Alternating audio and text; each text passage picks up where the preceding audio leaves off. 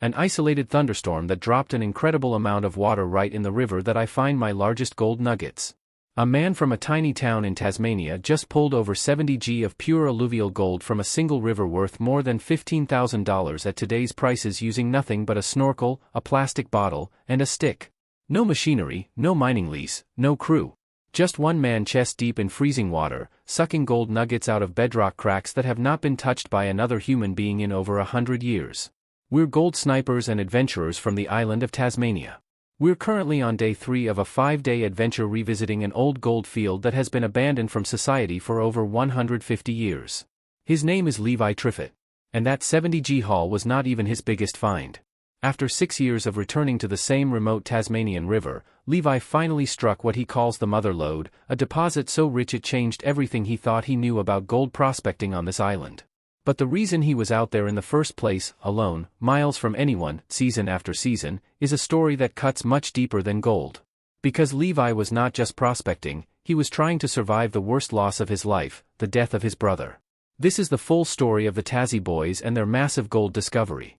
We're back into the wild rivers of Tasmania's temperate rainforests on an adventure of a lifetime.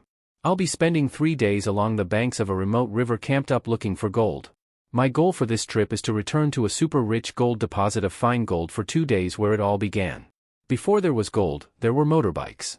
Levi Triffitt and his brother Jerram grew up in Delrain, a small town in northern Tasmania, and together they started the Tassie Boys as an extreme sports group, filming daredevil trail bike stunts in the Tasmanian bush and uploading them to YouTube. The channel grew fast. Then in 2012, while riding through remote bushland near the Great Western Tiers, the brothers stumbled upon a skull by a creek. Lots of people think dog, Jam told reporters at the time, but when you actually get on Google and compare it to your normal dogs that are in Tasmania, the closest thing we could find it to was an American timberwolf, which I don't believe we have here. The skull was rushed to the Queen Victoria Museum and Art Gallery in Lorist. The media went wild. Just found a male and a female thigh-loin head side by side. Hold the other one up. We're not really sure what they are. Side by side on the bank of this creek, which we're not going to. Oh. Don't break it. Did you just knock his big tooth out? No. You think it might be a sure? Could this be proof the Tasmanian tiger still existed? Scientists examined it and identified it as a dog skull. But the attention launched the Tassie Boys into national headlines, and the channel kept growing, eventually reaching millions of views. What drove both brothers went deeper than stunts. Their younger brother, Karoram, has severe autism, requiring full-time care.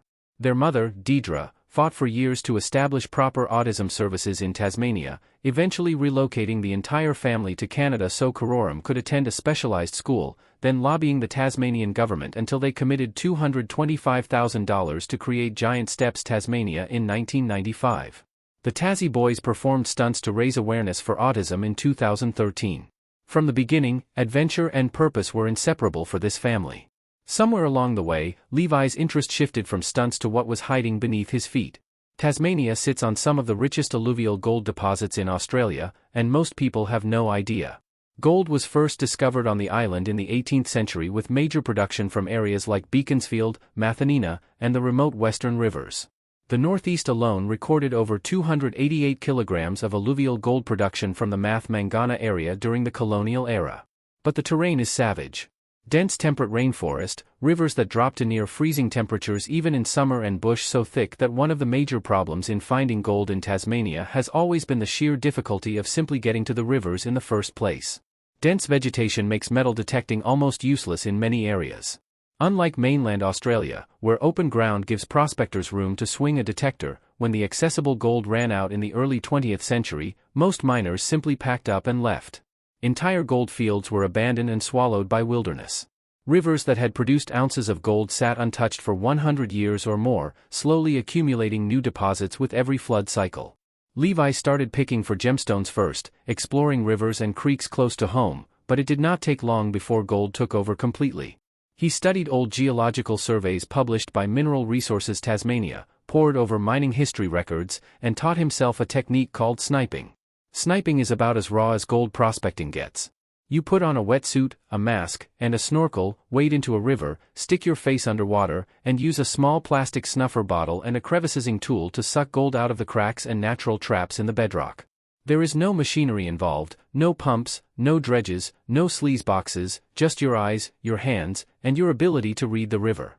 And for those that don't know what sniping is, it's basically jumping in the river with a snorkel and a mask and your wetsuit, because in Tassie it's freezing cold and you're just fanning all the gravels and clearing the gravels off, and down underneath on the bedrock is where the gold sits. The first time Levi saw a piece of alluvial gold glowing underwater, he was done for. It was just really cool that I was finding it, and I was just going all winter. Levi later told the examiner I had frostbite and hypothermia and almost passed out from it. The obsession was total. He would prospect through the Tasmanian winter, staying in the water for hours at a time in conditions that would send most people running. In 2020 he rebranded the channel to Tassie Boys Prospecting, and the gold rush began. The brothers and the music breaking point. To understand why Levi prospects the way he does, pushing deeper into the bush, staying out music longer, taking risks that most people would never consider, you need to understand what happened in late 2020. Jerram Triffitt, Levi's brother and the other half of the original Tassie Boys, took his own life after a long battle with mental health issues. The loss shattered Levi. He has been open about his own struggles with depression and anxiety, and losing the person he was closest to in the world forced him to find something that could keep him going. Prospecting became that lifeline. "We had a different bond as brothers than most," Levi said in an interview with the Examiner. "Most brothers fight, they don't get along. We were pretty good because we had to survive with our third brother that had autism, which was severe. We relied on each other a lot of the time. We had such an experience. It's been so different, but the memories, you just wouldn't change them for anything." He still talks about the Tassie Boys as we. He has said that when he is miles out along the river with the pack raft all alone, he carries his brothers in his mind. "When I'm miles out along the river with the pack raft all alone, I carry my brothers in my mind," Levi has said. "There's a lot of healing in it for me. I guess now that he's gone I do feel him about. I know he's out there somewhere." Prospecting gave Levi a reason to keep moving forward. "Prospecting is good for me all around because it's everything that I love," he told the Examiner. "I've had depression and anxiety for years, and that's probably why I haven't done ordinary work over the years. For me it's just been music, the thing that's really helped me. Every gold discovery that follows in this story carries that weight. There's an untouched oasis out there, and I've just hiked my equipment miles into this remote, unforgiving but beautiful and enchanting world and found exactly where the gold and also the rare arcidium is hiding. Every trip into the bush is not just about what is in the river. It is about a man finding the only peace he knows in the most remote corners of an island at the bottom of the world. 6 years on one river, the mother lode. Now you know what drives him. So picture this. For 6 years Levi keeps returning to the same river deep in Tasmania's wilderness, season after season, trip after trip. He hikes in music with his pack raft, paddles upstream, sets up a camp, and spends days submerged in water cold enough to give you hypothermia in 30 minutes. He finds gold enough to keep him coming back, but the big deposit, the one he can feel, is there, stays just out of reach. Then on one trip everything changes.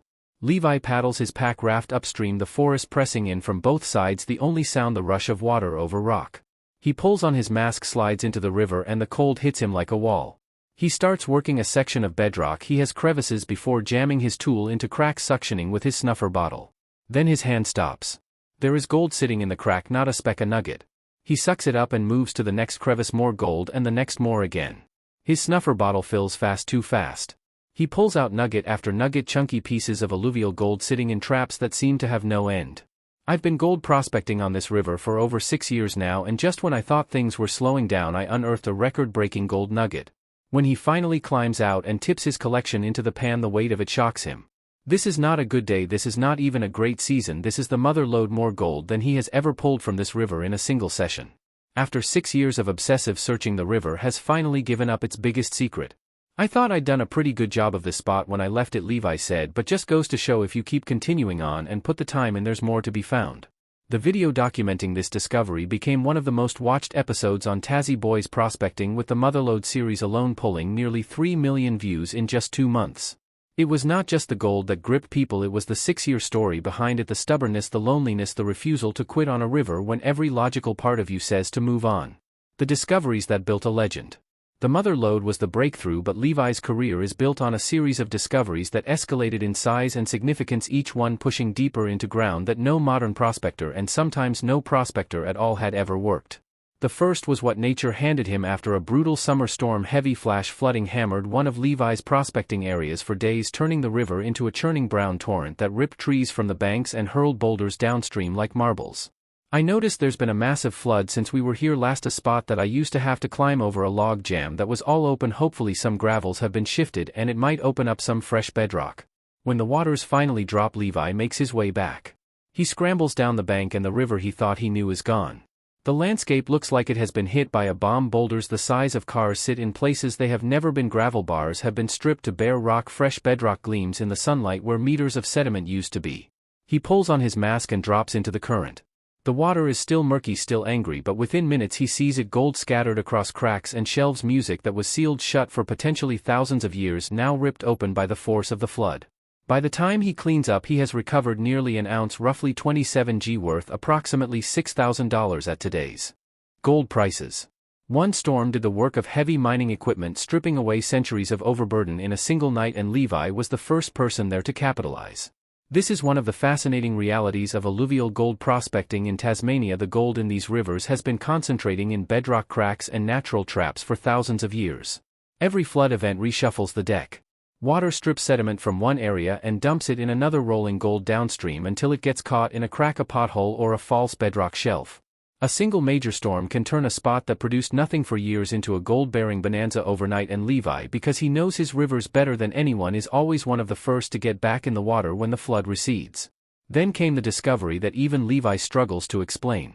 He hiked deep into terrain so remote that there were no old SLS marks, no tailings piles, no evidence that any prospector in over 150 years of Tasmanian mining history had ever set foot there. What he found was not just gold. He also recovered osmiridium, a rare naturally occurring alloy of osmium and iridium with a deep connection to Tasmanian history. Osmiridium's two alloys, osmium and iridium, it's got a slight bit of platinum metals in it as well. It's very heavy, it's about a 3G heavier than gold itself. Osmiridium was first recognized music in the 1880s as an impurity in western Tasmanian gold miners threw it away. The Royal Mint penalized people for gold contaminated with it, but by 1909 its price exploded, and by 1920 Tasmania had become the largest producer of osmiridium on the planet, with the Pieman River fields producing over 2,000 ounces in a single year, worth more than $77,000. A second rush hit Adamsfield in 1925, where over 1,000 mining permits were issued in 3 months. For Levi to find both gold and osmiridium in a creek with zero trace of prior music mining was a confirmation that Tasmania still has undiscovered mineral wealth hidden in its wilderness. But the discovery that Levi himself calls the greatest of his career came when he returned to a remote river where he had previously sniped approximately 70 g of gold worth over $15,000. Most prospectors would have been satisfied with that first haul and moved on to new ground. Not Levi. He went back, and what started with one record-sized nugget, one of the largest individual pieces he had ever pulled from music, a Tasmanian river, turned into something much bigger. That nugget pointed him toward a richer deposit underneath, a concentration of gold that the first trip had only scratched the surface of. Over the following season of videos, the haul from that single location kept growing. Each trip back revealed more gold, more nuggets, more weight in the pan at cleanup. The deposit seemed to have no flaw. At current prices of roughly $228 Australian dollars per gram, the cumulative value of gold Levi pulled from this one stretch of river represents the kind of payday that professional mining operations spend millions trying to find, and here was one man with a bottle and a snorkel pulling it out by hand, walking in the footsteps of old-timers. Not everything Levi finds in the bush glitters. Some of his most compelling episodes are about history, not gold. Old miner trails from the 1800s, abandoned workings overtaken by forest, and one expedition that became the most physically punishing thing he has ever done. Together with fellow Tasmanian prospector Rob Parsons and adventurer Hugh Calvert, Levi set out to find the lost burial site of John Stannard, a 19-year-old Wanpiner who drowned in the Jane River in 1901. Stannard had been working the area with 3 mates since 1899, felling Wanpine trees. He slipped from a log and went under. His mates buried him on the riverbank and planted 3 Wanpine seedlings around the grave. In 1901, only 2 years later, one of these men, a young 19-year-old John Stannard, slipped and drowned while trying to free a log jam in the river. His mates were able to quickly retrieve his body, but they were unable to restore life. The last person to officially document that grave was journalist Michael Sharland, who visited the Jane River in 1938 while searching for the Thyloin.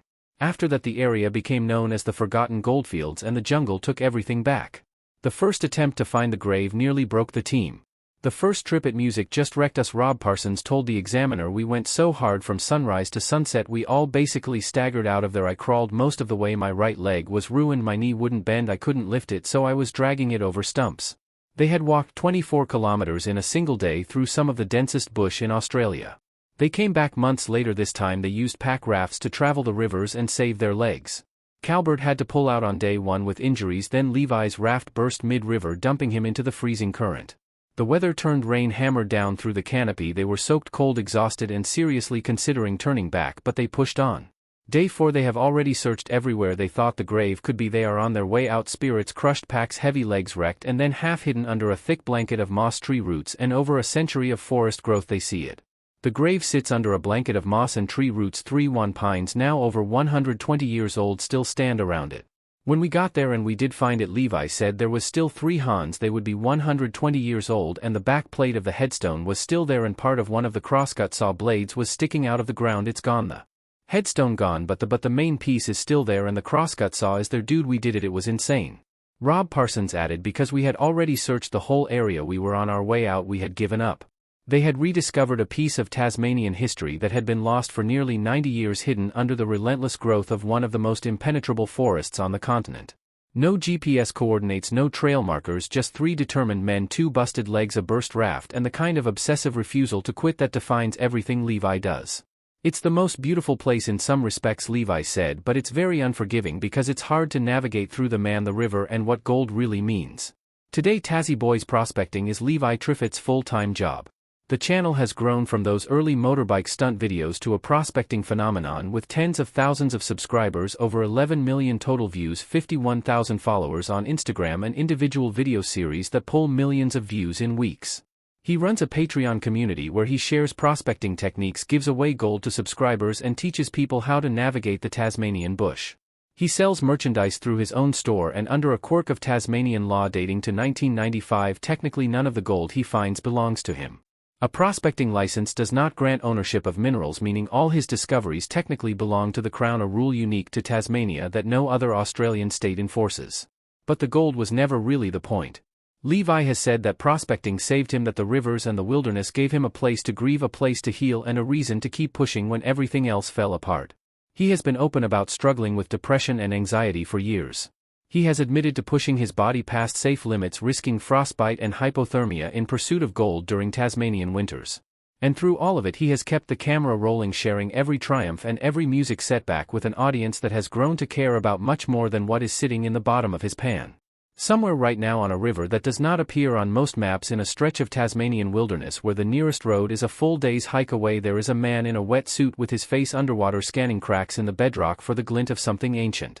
He is alone. He has been alone for days. The forest around him has music not changed in 1,000 years. The only sounds are the rush of the current and the occasional crack of a branch in the canopy above, and he is carrying his brothers with him, one in memory, music, one in spirit, the way he has on every trip since the world changed in 2020. Levi Triffitt.